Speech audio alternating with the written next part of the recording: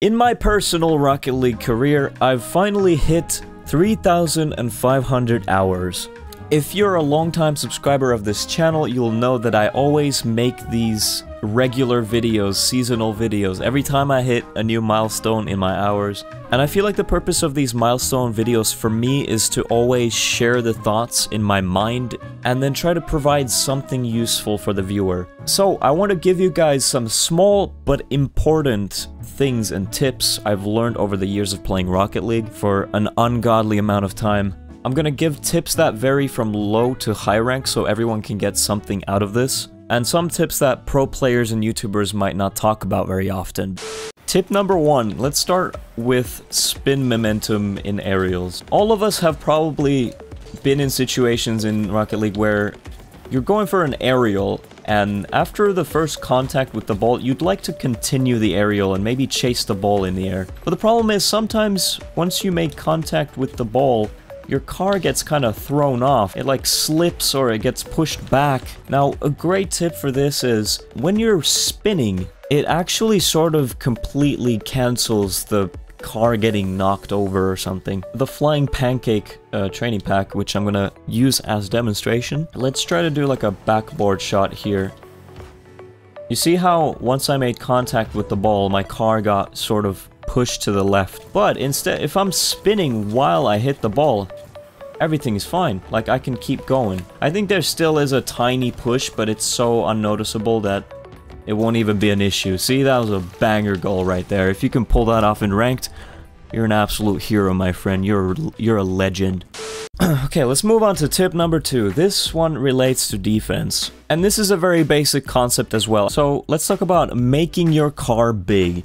When you're defending and an opponent is about to make a shot, imagine like 3 points. So we have point A, which is where the opponent makes contact with the ball. Then let's skip to point C. Point C is the goal. It's like the edges of the goal. It's a rectangle. Point B, on the other hand, is your positioning, basically. Imagine that together point A and point C, they create this like 3D triangle thing. Let's just call that area scoring opportunity. So if the opponent shoots the ball in any angle that is like inside that area, it's gonna go in the goal if there's no defender, right? Point B comes in when we add a defender to the play. So, and when we say make your car big, we mean you need to cover as much space as possible within that area. So obviously, the closer to the ball you get, the larger the area that you're covering from the goal. The further you're from the ball, let's say you're like on the goal line,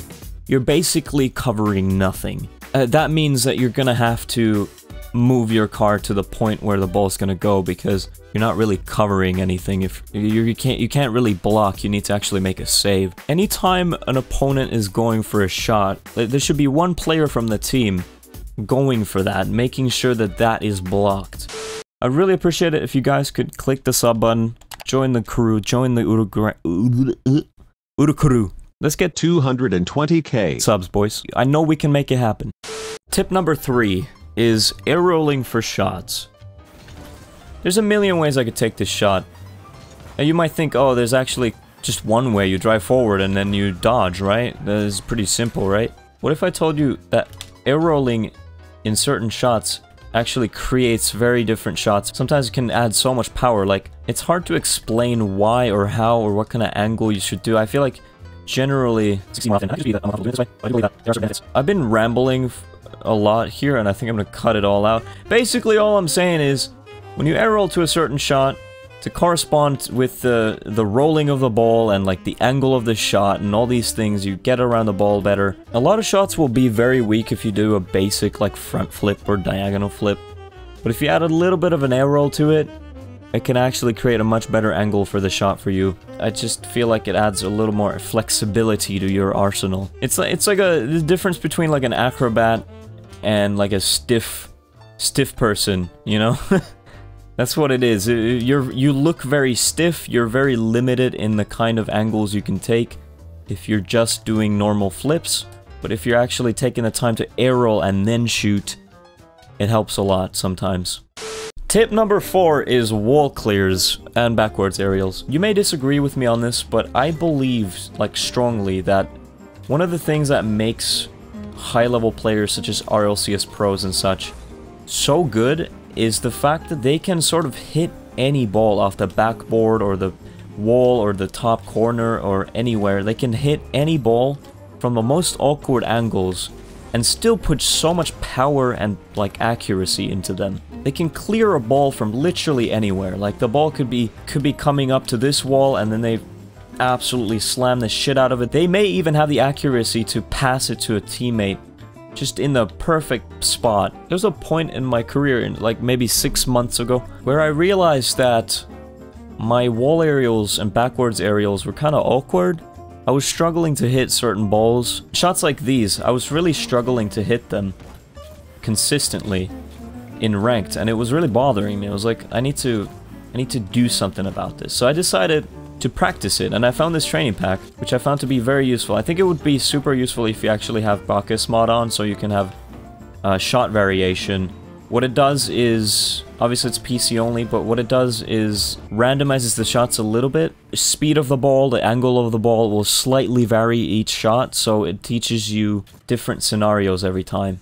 In general, when you're trying to improve at this game, try to notice things that you're not confident with. If there's specific skills that you feel like is behind your other skills, and then just like pay attention to that. Practice it in free play or training packs, and it's so important, man. It's so important. If you can put that much power into a shot like that consistently, bro. Yeah, that's a really good one. Jesus. Tip number 5. This one is about boost, and this one I'm actually kind of excited about because I feel like this helped me a lot. For a long time, I used to just assume that it was enough if I just use my muscle memory to remember where the boost is, but I found myself oftentimes going around the map looking for boost pads and not being exactly sure where they were. So what I did was I slapped the map into Photoshop, and I was like, you know what? Now I'm gonna study the crap out of these boost pads. So I started drawing all these lines and stuff. I started making connections between the boost pads. You don't have to do this, but I like to divide the boost pads into 3 different locations. So we have like this cage. I like to call this the cage, the thing around. You could technically drive around this map and pick up boosts. You know, some people actually do that in super low ranks. I've seen it before. Some people literally go around these and demo the opponents as they're going around, which is a terrible tactic. Don't do that, guys. I like to call this the eye. It's one of the best sources of boost for sure, besides, you know, the big boosts in the corners and sides. But, you know, I'd actually say this is better than the corner boosts, because when you go pick up the big ones, you're actually sacrificing your positioning a lot of the times, and that is no good. You actually stay more in the center of the play when you're picking up the small pads. And that's why I thought it was super important to learn it. And this third part, the red lines, I call it the staff. It's like a wand. It's actually super useful. These pads here are so useful when you're rotating around during an attacking play. So when I was trying to learn all this stuff, I was also making connections and paths. I would say the paths are the most important thing, actually. You know, there's many options here.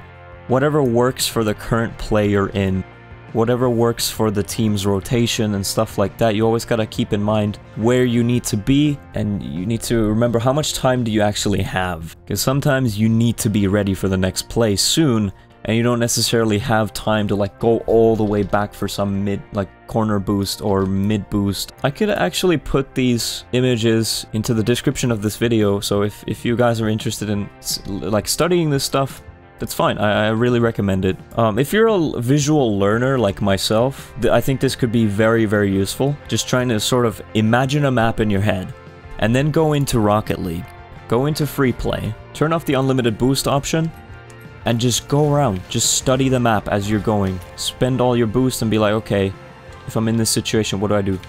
I have these boost paths that I can pick up here. Imagine the map inside your head, with all the lines and stuff. That's so easy to memorize visually. I find myself in less situations where I'm out of boost nowadays, after I've learned the boost pad locations properly. Okay, so that's boost pad locations, something that I think is kind of underrated. I don't feel like people talk about that much. Tip number 6. Another small thing that a lot of players know, but fast aerials. So I actually made a tutorial for this a long ass time ago, literally like 2-3 years ago. Fast aerials are pretty simple. All it is literally you're jumping and then aiming back and then jumping again. So boom, boom. So boom, boom, right? Boom, boom. Ideally, you'd also be boosting all the way through that, right? It's obviously hard for some people to do. It depends on how you are holding your controller. I think this should be fairly easy for people who use claw grip. The claw grip is really weird to me. I've never actually played that way. I don't understand how people do it. It feels super awkward. But if you want to play that way, go ahead. I've also heard people say that they struggle to press circle and X at the same time. I've never really had an issue with that. I like sort of hold my thumb in between the two buttons, and then I lean it into circle to start boosting, and then I tap X, sort of rotate my thumb onto the X. Jump, lean back, jump again.